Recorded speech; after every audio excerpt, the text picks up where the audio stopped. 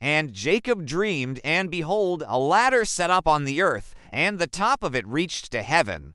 And behold, the angels of God were ascending and descending on it.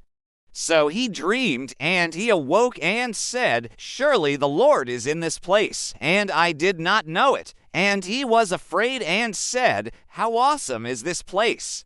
This is none other than the house of God, and this is the gate of heaven. Then Jacob awoke from his sleep and thought, If only the visions of God would speak to me in dreams. If only he would make known to me what he will do with me. In the Old Testament, the word ladder is used not just as a simple tool for climbing, but it also symbolizes a means of ascending and descending between heaven and earth. This ladder represents the only way to reach God, and that way is through Jesus Christ. Before Jacob's journey to Haran, he stopped to spend the night in a place called Luz, or Bethel, which means house of God. There he had this incredible dream.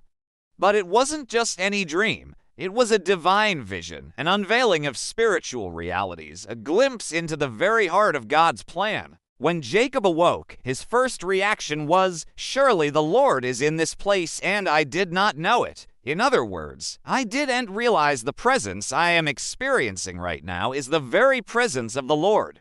You see, Jacob had this experience at Bethel, the house of God, and yet he didn't recognize it immediately. But why? Why couldn't he recognize the presence of the divine in the place where God had chosen to meet him? The answer is found in the preceding verses. Just a few verses earlier, Jacob was described as one who deceives, a cheat and a liar, openly rebelling against his father Isaac and his mother Rebekah. Jacob was a man who struggled with deception, even trying to trick his blind father into giving him his blessing. His heart was far from God, and because of that, he couldn't fully grasp the spiritual reality he was encountering. You may be thinking, well, how can this be a problem for us today? We are not Jacob, and we certainly don't have the same struggles. But let me ask you this. How often do we find ourselves in spiritual experiences without recognizing them as such? How many times do we attend church services or pray without truly realizing that we are in the presence of the living God? Do we sometimes treat prayer like a mere formality instead of a profound communion with the divine? Our culture often emphasizes feelings over substance, but when it comes to our relationship with God, we must go beyond mere feelings and recognize His presence in our lives. This recognition brings both fear and joy. Fear because of our unworthiness and the holiness of God, and joy because of the privilege of being in His presence. For Jacob, this moment marked a turning point. It was the start of a new journey, a journey from deception to honesty, from darkness to light. Let's keep going. As Jacob looked up at the ladder reaching towards heaven, he saw angels ascending and descending. This symbolized the constant communication between heaven and earth.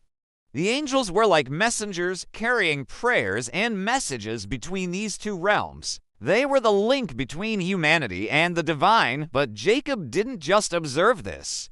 He had an overwhelming sense that this was more than just a dream.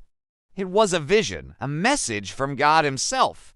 Then came the words that shook Jacob to his core. This is none other than the house of God, and this is the gate of heaven. In a moment of profound realization, Jacob understood that he wasn't just standing at an ordinary place. He was at a place of infinite value, a place where the barriers between earth and heaven seemed to disappear.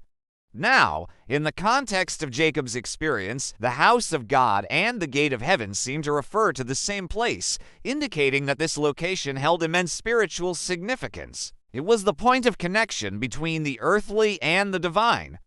But the question is, where was this place? What physical location could serve as the gateway between earth and heaven? And who could possibly enter and leave through this gate? The answer lies in the words spoken by Jesus Christ Himself. When Nathanael questioned how anyone could believe that Jesus was the Son of God, Jesus replied, "You are from Galilee, a city of Nazareth. How can anything good come from there?" Jesus then pointed to himself and said, "Do not despise the place from which you were born, for out of it has come the Messiah, the Christ, whom from the first days God has raised up for you." So Jesus, the Messiah, the Son of God, came from Nazareth. And if we accept him as our Savior, he opens the gate of heaven for us. Thank you for watching this video. If you liked it, please leave a like and subscribe to my channel to never miss any future uploads.